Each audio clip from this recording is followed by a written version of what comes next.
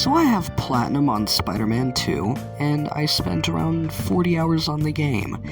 And honestly, it's mid. So I thought I would make a detailed list of what I dislike about the game. Number 1, the Hunter missions. So these will take up most of your damn playthrough, just beating these guys within an inch of their life like Arkham Batman on heroin. And every time it will leave you with a feeling of deep sorrow, questioning why you can't get any bitches, and how blind people know when to stop wiping. Number 2, the gadgets. There aren't any.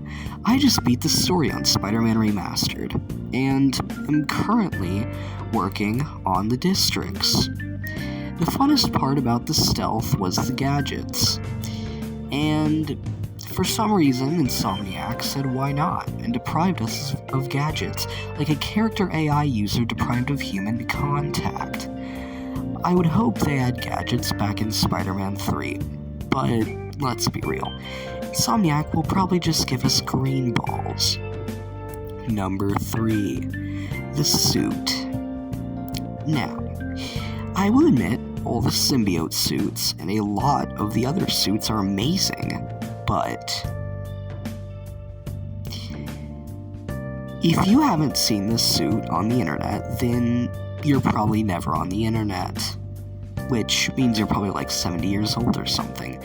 But this suit is literally just an advertisement.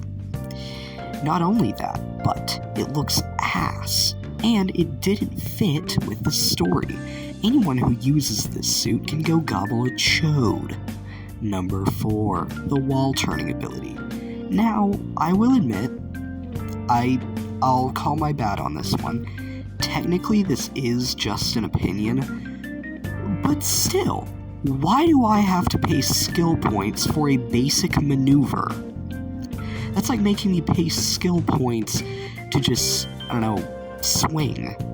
It's a basic maneuver.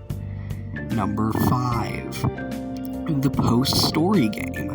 In Spider-Man 1, there's an entire map of collectibles and side missions and bases, with the Sable bases, the Kingpin bases, and some demon bases that took me over a week to get all of them. But in Spider-Man 2, I got all the collectibles in around a day or two. There's only the Sandman crystal memory stuff and some picture ones, which there's more than that, but that's all I can really remember. Those were the most memorable. But let's get on to number 6. Subscribe and like, please. I really need the golden doubloons. Number 7. The symbiote. Which is the final part of the rant, so don't worry. It's almost over. Just a little bit longer. Now don't get me wrong, they handle the Venom pretty well, and I thought he was a good character in the game. And I like the decision to make Harry Venom, unlike in most versions where Eddie Brock.